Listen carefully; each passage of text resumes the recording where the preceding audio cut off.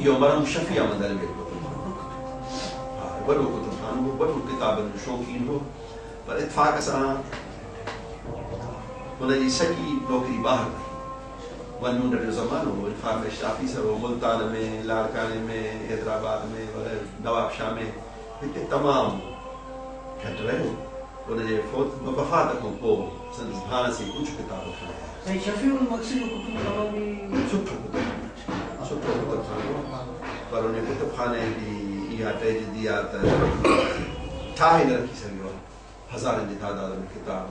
ख़ासि करे अरबी ज़माने में तमामु क़ीमती किताब तव्हांजी लाइब्रेरी आहे कुझु कुतुबखानो चई सघे हा नंढो कुतुबखानो मां वटि बि आहे 2000 किताब थी वेंदा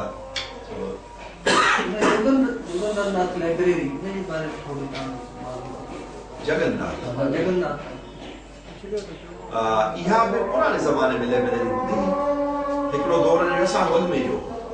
वरी पोइ केतिरो अर्सो लाइब्रेरी बंदि रही वरी पोइ बाद में खुली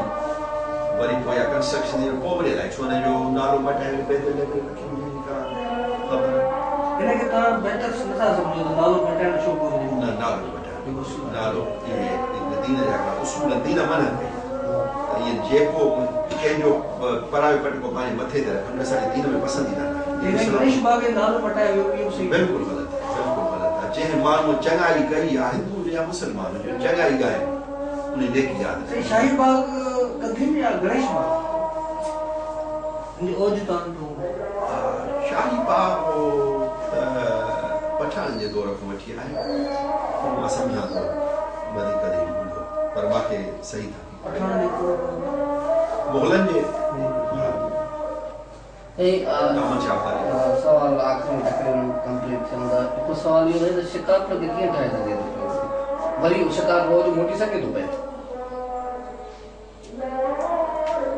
उहो मौज त हाणे कंहिंजो कोन मोटंदो आहे जेको हलियो वियो जवानी थींदी आहे पिछाड़ी ईंदी आहे वरी उन्हीअ खे बाक़ी हाणे इहो आहे त शहर खे तरक़ी त ॾियारे सघिजे थी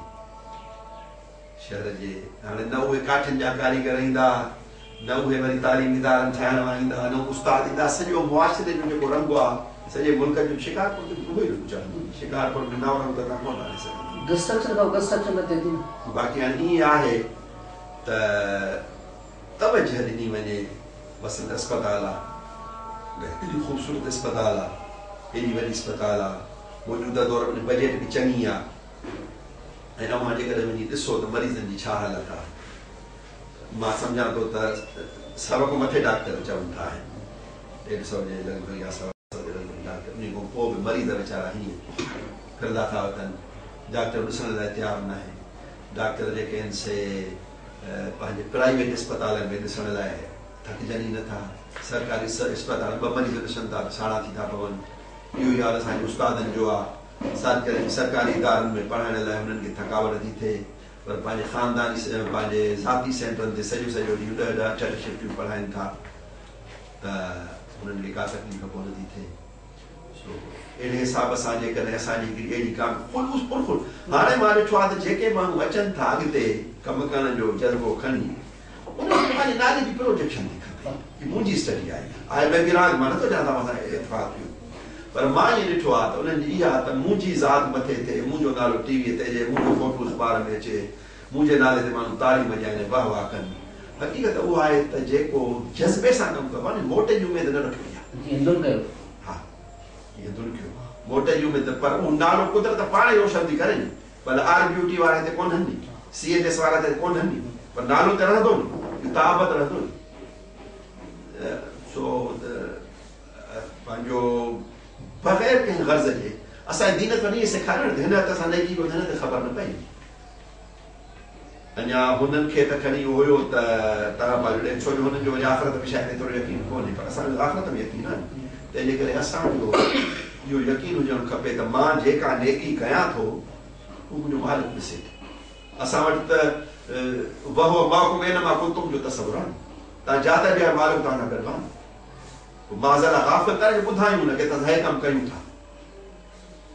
सो बाक़ी जेकॾहिं 4 माण्हू बि उथनि गॾिजी नेक नियतीअ सां भला इहो चऊं त जेकॾहिं असांखे अहिड़ियूं कमेटियूं ॾियनि जेके अस्पतालूं विज़िट कनि, जेके स्कूल विज़िट कनि, जेके सरकारी इदारा, बाबा जेको कमु तव्हां करणु उहो कमु कयो, बाक़ी वञी तव्हां जे वक़्त में जीअं वणेव तीअं कयो। कोर्टनि जे दरनि ते फ्री माण्हुनि जूं उमिरियूं ॻरी वयूं, हर शइ विकामे थी, अस्पताल जी दवा विकामे थी, इंसाफ़ विकामे थो, तालीम विकामे थी,